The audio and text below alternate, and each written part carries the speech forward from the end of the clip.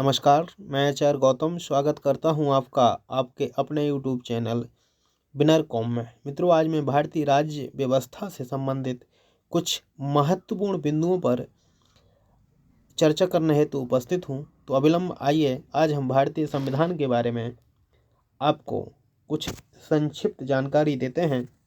मित्रों, आज हम भारतीय संविधान के भाग और किस भाग में किस चीज़ का उल्लेख है और वह भाग कहाँ से लेकर कहाँ तक, यानी किस आर्टिकल से लेकर के किस आर्टिकल के बीच है, तो इसी पर चर्चा करते हैं। तो मित्रों, आइए चर्चा करते हैं और इसे प्रारंभ करते हैं कि आज हम भारतीय संविधान के भाग और उनके अनुच्छेदों को देखते हैं। मित्रों, भाग 1 संघ और उसका राज्य क्षेत्र के बारे में हमें बताता है। अर्थात भाग 1 में लिखा है कि संघ और उसका राज्य क्षेत्र, आर्टिकल अर्थात अनुच्छेद जो है वो 1 से लेकर के 4 के बीच भाग 1 में है। भाग 2 नागरिकता के बारे में हमें बताता है। इसका आर्टिकल है 5 से 11। मौलिक अधिकार भाग 3 मौलिक अधिकार जो भारतीय संविधान का सबसे महत्वपूर्ण अधिकार भाग माना जाता है। इसमें फंडामेंटल राइट्स के बारे में बताया गया है और यह राइट्स जो हैं 12 से लेकर के 35 के बीच के जो आर्टिकल हैं, जो अनुच्छेद हैं, उसमें मौलिक अधिकारों की बात की गई है। भारतीय संविधान का जो भाग 3 है, इसे भारतीय संविधान का मैग्ना कार्टा भी कहा जाता है, इसलिए यह भाग सबसे महत्वपूर्ण है। अगला भाग है भाग 4। इसमें राज्य के नीति निर्देशक तत्वों के बारे में बताया गया है, डीपीएसपी के बारे में बताया गया है और यह है आर्टिकल 36 से लेकर के 51 के बीच इनका वर्णन है, इनका उल्लेख किया गया है। मित्रों, भारतीय संविधान के भाग 4A में मौलिक कर्तव्यों के बारे में बताया गया है। 4A मौलिक कर्तव्य यानी फंडामेंटल ड्यूटीज और ये आर्टिकल है 51A। तो यहाँ तक भाग 4A तक का हमने इसको देखा है और देखते हैं आगे के भागों के बारे में। आगे जो भाग हैं उसमें किस किस का वर्णन किया गया है। भाग 5 है, इसमें संघ सरकार एवं उसके बारे में बताया गया है। तो जो 5 भाग हैं वो केंद्र सरकार के बारे में हमें बताता है। इसका वर्णन भारतीय संविधान के अनुच्छेद 52 से लेकर के 151 के बीच है। सबसे पहले कार्यपाल का 52 से 78 के बीच, संसद 79 से 122, राष्ट्रपति की विधायी शक्तियाँ आर्टिकल 1, 2, 3 अर्थात 123, संघ की न्यायपालिका 124 से लेकर के 147 और नियंत्रक व महालेखा परीक्षक जो है वो 148 से लेकर के 151 के बीच है। तो इस तरह से भाग 5 52 से लेकर के 151 के बीच है। भाग 6 राज्य सरकारों के बारे में हमें बताता है। अर्थात भारतीय संविधान का जो भाग 6 है उसमें 152 से लेकर के 237 के आर्टिकल हैं। इसमें कार्यपाल का 153 से लेकर के 167 के बीच, राज्यपालिका का विधानमंडल यानी राज्य विधानमंडल के बारे में 168 से लेकर के 212, राज्य की विधायी शक्तियाँ 213, राज्यों के उच्च न्यायालय 214 से लेकर के 232 और अधीनस्थ न्यायालय जो है वो है 233 से लेकर के 237। इस तरह से भाग 6 पूर्ण हो जाता है। अर्थात अब हम देखते हैं अगला भाग, भाग 7। भाग 7 भारतीय संविधान में वर्तमान में नहीं है, अर्थात 7वें संविधान संशोधन 1956 के द्वारा भाग 7 को डिलीट कर दिया गया था। इस तरह से भाग 8 में संघ और राज्य क्षेत्र यानी संघ राज्य क्षेत्र के बारे में बताया गया है, जिसे हम केंद्र शासित प्रदेश कहते हैं और इनका वर्णन भारतीय संविधान के आर्टिकल 239 से लेकर के 239 से लेकर के 241 के बीच है। वर्तमान में भारत में 8 केंद्र शासित प्रदेश हैं। अगला भाग, भाग 9, जिसमें पंचायतों का वर्णन किया गया है, जो 243 आर्टिकल में है और यह भारतीय संविधान का सबसे बड़ा आर्टिकल है। इसमें 3 भाग समाहित हैं, अर्थात जो 243 आर्टिकल है इसमें 3 भाग शामिल किए गए हैं। मतलब बहुत बड़ा अनुच्छेद ए है। इसको बहुत किलो जोड़ जोड़ करके बहुत लंबा किया गया है। इसके बाद 9A, इसमें नगर पालिकाओं का वर्णन है। इसके बाद 9B, इसमें सहकारी समितियों के बारे में बताया गया है। इस तरह से भाग 8, 9, 9A और 9B पूर्ण होते हैं।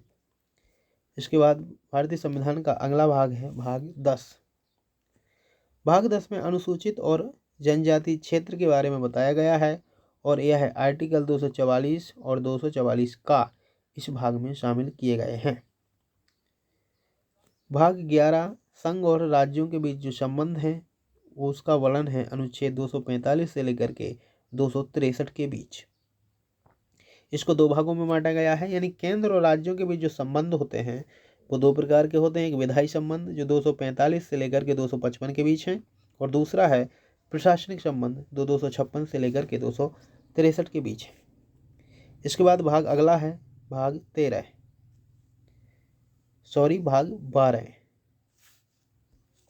भाग 12 है, और भाग 12 में लिखा है वित्त संपत्ति समुदाय और बाद, जो भाग 12 में लिखे गए हैं। यह भाग 12 में इसका उल्लेख किया गया है। वित्त संपत्ति संविदाएं और बाद ए 264 से लेकर के 300A तक के जो आर्टिकल हैं, 300A तक के जो आर्टिकल हैं वो भाग 12 में हैं। भाग 13 भारत राज्य क्षेत्र के भीतर व्यापार वाणिज्य एवं समागम जो है वो 301 से लेकर के 307 के बीच इसका उल्लेख है। अर्थात भाग 13 301 से लेकर 307 के बीच के जो आर्टिकल है इसमें भाग 13 का उल्लेख किया गया है, और इसमें है भारत राज्य क्षेत्र के भीतर जो व्यापार की प्रोसेस है उसके बारे में बताया गया है। अब है भाग 14। भाग 14 में संघ और राज्यों के अधीन जो सेवाएं हैं उसके बारे में वर्णन किया गया है। 308 से लेकर के 323 के बीच के जो आर्टिकल हैं वो सभी आर्टिकल इसमें आते हैं। और जैसे आपने नाम सुना होगा संघ लोक सेवा आयोग और राज्य लोक सेवा आयोग, तो इसका वर्णन अनुच्छेद 315 से लेकर के 323 के बीच में किया गया है। इसके बाद अगला भाग है 14A, जिसमें अधिकरण है, और ये 323A और B में इनका वर्णन किया गया है। इसके बाद है भाग 15, जिसमें इलेक्शन कमीशन यानी निर्वाचन आयोग के बारे में बताया गया है, और यह 324 से लेकर के 329A के जो आर्टिकल हैं उसमें इसका उल्लेख किया गया है। इसके बाद है भाग 16, इसमें कुछ वर्गों से संबंधित विशेष प्रावधान किए गए हैं, जैसे SC ST OBC, इनके लिए जो आयोग बनाए गए हैं उनके बारे में इसमें बताया गया है। और यह आर्टिकल 330 से लेकर के 342A के बीच के जो आर्टिकल हैं वो सभी भाग 16 में हैं। अब है भाग 17। भाग 17 राजभाषा से संबंधित है, और इसमें जो आर्टिकल हैं वो है 343 से लेकर के 351। भाग 18, इसमें आपातकालीन उपबंधों के बारे में बताया गया है, यानी जो आपातकालीन, जैसे जब बाहरी आक्रमण या आंतरिक विद्रोह है, राष्ट्रपति किसी राज्य में कानून व्यवस्था ठीक से न चल रही हो, या वित्तीय आपातकाल इत्यादि की जो घोषणा की जाती है वो 18 भाग में इसका उल्लेख है। और आपातकालीन उपबंधों के तहत ये सारी जो है इमरजेंसी वगैरह जिसे हम कहते हैं ये सब इसमें समाहित है। भाग 19 प्रकीर्ण 361 से लेकर के 367, और भाग 20 जो है यह संविधान संशोधन की प्रक्रिया यानी प्रोसेस के बारे में बताता है, और इसमें सिर्फ एक ही आर्टिकल है 368 जो है यह भारतीय संविधान में संशोधन करने की प्रक्रिया के बारे में हमें अवगत कराता है। इसके बाद भाग 21 जो है अस्थायी संक्रमणशील और विशेष उपबंधों के बारे में हमें बताता है। 369 से लेकर के 392 के बीच के जो आर्टिकल हैं वो भाग 21 में हैं। और भाग 22 है इसमें संक्षिप्त नाम, प्रारंभ, हिंदी में प्राधिकृत पाठ और निरसन यानी 393 से लेकर के 395 के बीच के जो आर्टिकल्स हैं वो भाग 22 में हैं।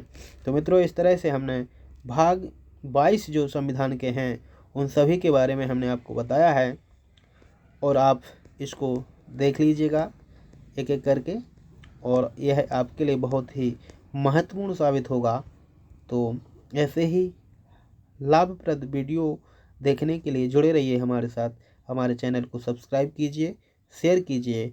मिलते हैं अगले वीडियो में, तब तक के लिए नमस्कार।